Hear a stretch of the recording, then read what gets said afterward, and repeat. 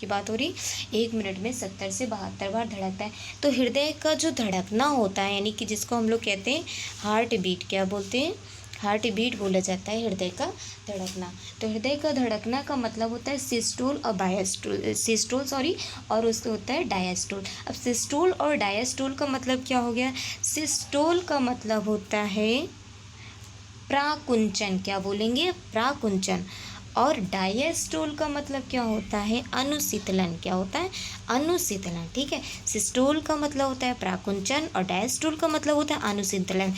साइस्टोल और डायस्टोल का मतलब होता है ऐसे, जब ब्लड भर जाता है तो फूल जाता है, जब ब्लड पंप कर देता है तो ऐसे पिचक जाता है। तो इस तरह से धक धक करके नहीं, जैसे हार्ट बीट चलती है, हृदय के धड़कना, धक धक करके आवाज़ आती, तो इसी क्रिया को कहते हैं सिस्टोल और डायस्टोल कहते हैं। यानी सिस्टोल और डायस्टोल यानी प्राकुंचन और अनुशीतलन की क्रिया को ही हार्ट बीट कहते हैं। क्या कहते हैं? हृदय का धड़कना कहते हैं। क्या कहते हैं? हृदय का धड़कना। तो ये बिना रुके बिना थके जीवन पर्यंत कार्य करता रहता है, ठीक है। अब कैसे ये ब्लड का सर्कुलेशन होता है, इसमें किस तरह से जाता है, ये डायग्राम ने बनाया है, इसको थोड़ा सा समझ लीजिए किस तरह से जाता है इसकी क्रियाविधि। कि सबसे पहले क्या होगा, जो ब्लड होगा, क्या होगा हमारा, जो ब्लड होगा कहाँ आएगा? दाहिनी तरफ। एक बार हम फिगर में भी समझाएंगे। ये मान लीजिए हार्ट है, ठीक है।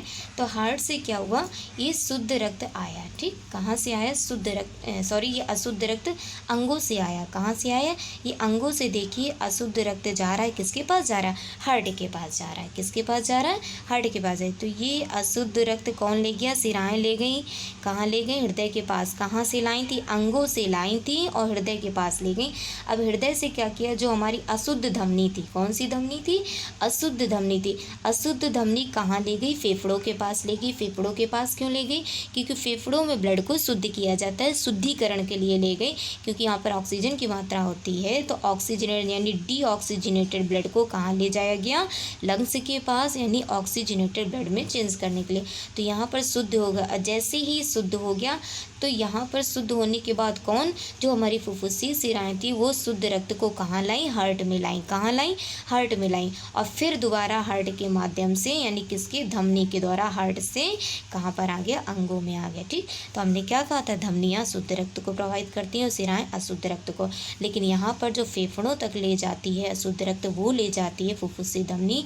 इसलिए फुफ्फुसी धमनी एक ऐसी धमनी होती है जहाँ पर अशुद्ध रक्त बहता है, और फेफड़ों में शुद्ध हुए रक्त को फुफ्फुस से सिराएं हृदय तक लाती हैं। तो फुफ्फुस से सिरा ही एक ऐसी सिरा होती है जहाँ पर शुद्ध रक्त बहता है। समझ में आई?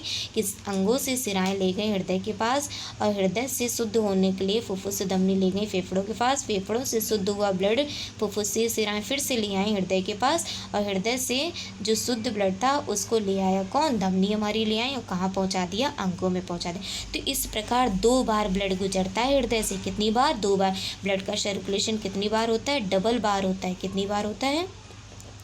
डबल बार होता है। इसीलिए ह्यूमन में दोहरा परिसंचरण पाया जाता है, यानी डबल सर्कुलेशन पाया जाता है। कैसा पाया जाता है?